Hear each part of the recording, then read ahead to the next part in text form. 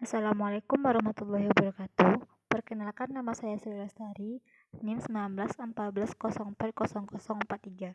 Pembuatan video kali ini bertujuan untuk memenuhi ujian akhir semester evaluasi pembelajaran matematika.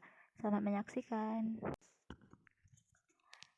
Pertanyaan pertama, apa pengertian validitas dan macam-macam validitas? Pengertian validitas. Validitas merupakan suatu keadaan yang menggambarkan ketetapan dan kesahihan pada suatu instrumen yang digunakan dalam suatu penelitian.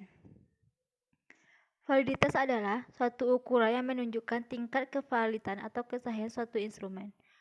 Prinsip validitas adalah pengukuran atau pengamatan yang berarti prinsip keandalan instrumen dalam mengumpulkan data. Macam-macam validitas. Yang pertama, validitas isi. Yang kedua, validitas prediktif. Yang ketiga, validitas konstruks. Yang keempat, validitas eksternal. Selanjutnya, validitas budaya dan validitas rupa. Pertanyaan kedua, yaitu pengertian reliabilitas dan macam-macam reliabilitas dan bagaimana cara mengukurnya. Pengertian reliabilitas adalah dalam bahasa Indonesia yang digunakan saat ini sebenarnya diambil dari kata reliability. Dalam bahasa Inggris dapat dan berasal dari kata reliable yang artinya dapat dipercaya, keajengan, konsisten, keandalan, kestabilan. Suatu tes dapat dikatakan reliable jika tes tersebut menunjukkan hasil yang dapat dipercaya dan tidak bertentangan. Jenis-jenis reliabilitas. Yang pertama, reliabilitas konsistensi tanggapan. Reliabilitas ini selalu mempersoalkan mengenai tanggapan responden atau objek tes tersebut, apakah sudah baik atau konsisten. Dalam artian, apabila tes yang telah dicobakan tersebut dilakukan pengukuran kembali terhadap objek yang sama, apakah hasilnya masih tetap sama dengan pengukuran sebelumnya. Jika hasil pengukuran kedua menunjukkan ketidakkonsistenan, maka hasil pengukuran tersebut tidak menggambarkan keadaan objek yang sesungguhnya.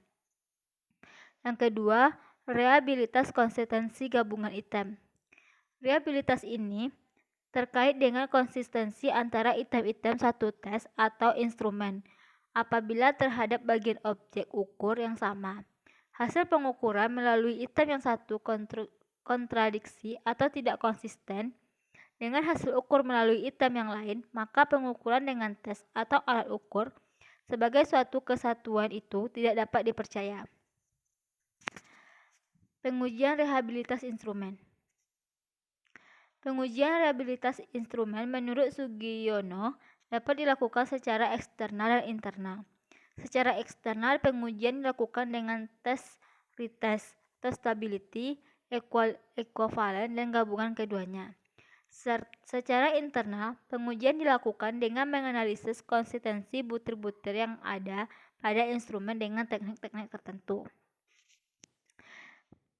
Yang pertama, tes retest instrumen penelitian dicobakan beberapa kali pada responden yang sama dengan instrumen yang sama, dengan waktu yang berbeda.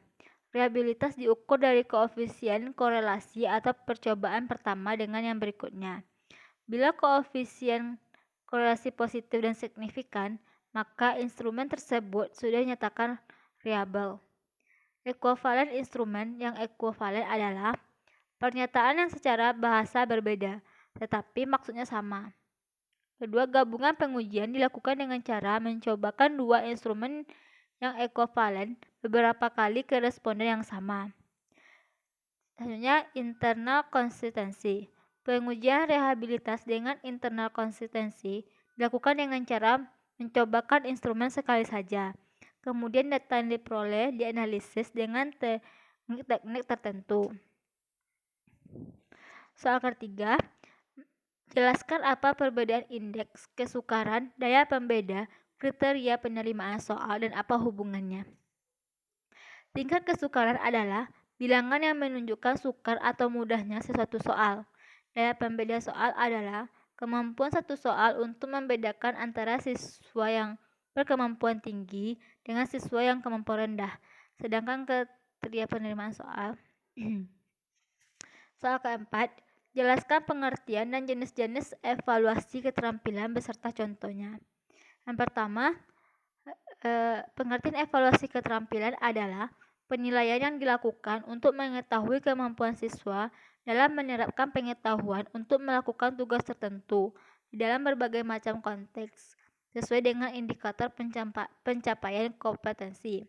Jenis-jenis alat evaluasi keterampilan adalah yang pertama, skala bertingkat, yaitu menggambarkan satu nilai yang berbentuk angka terhadap sesuatu hasil pertimbangan.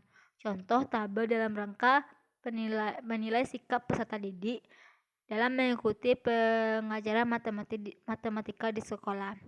Yang kedua, kuesioner, daftar cocok, wawancara, dan pengamatan. Soal nomor 5. Apa alat evaluasi sikap beserta contoh? Yang pertama yaitu angket. Angket tujuan menggunakan angket atau kuesioner dalam proses pembelajaran terutama adalah untuk memperoleh data mengenai latar belakang peserta didik sebagai salah satu bahan dalam menganalisis tingkah laku dan proses belajar mereka. Yang kedua, kesiapan memasuki dunia kerja. Yang ketiga, penilaian diri sendiri. Soal terakhir, jelaskan tindakan lanjutan evaluasi. Tindak lanjut evaluasi pembelajaran adalah hal yang dilakukan apabila hasil dari evaluasi pembelajaran kurang sehingga perlu dilakukan tindakan lanjut evaluasi. Proses pembelajaran tidak lanjut pada dasarnya berkenaan dengan pembelajaran yang akan dilaksanakan selanjutnya. Jadi, tidak lanjut evaluasi pembelajaran dilakukan apabila hasil dari pembelajaran tidak sesuai dengan yang diharapkan. Jadi, guru melakukan sebuah tindak lanjut yang dinamakan dengan remedial. Kegiatan dalam tindak lanjut hasil evaluasi terdiri dari identifikasi kelebihan dan kelemahan laporan hasil evaluasi pembelajaran, peningkatan hasil belajar, dan merancang program pembelajaran remedi atau perbaikan. Tindak lanjut dari hasil evaluasi pembelajaran memiliki beberapa manfaat diantaranya. Yang pertama, manfaat bagi guru, manfaat bagi murid, manfaat bagi wali murid atau orang tua murid, dan manfaat bagi administrator sekolah. Sehingga sangat penting dilakukan tindak lanjut hasil evaluasi agar kita bisa mengetahui kelebihan dari pembelajaran tersebut. Sekian yang dapat saya jelaskan. Assalamualaikum warahmatullahi wabarakatuh.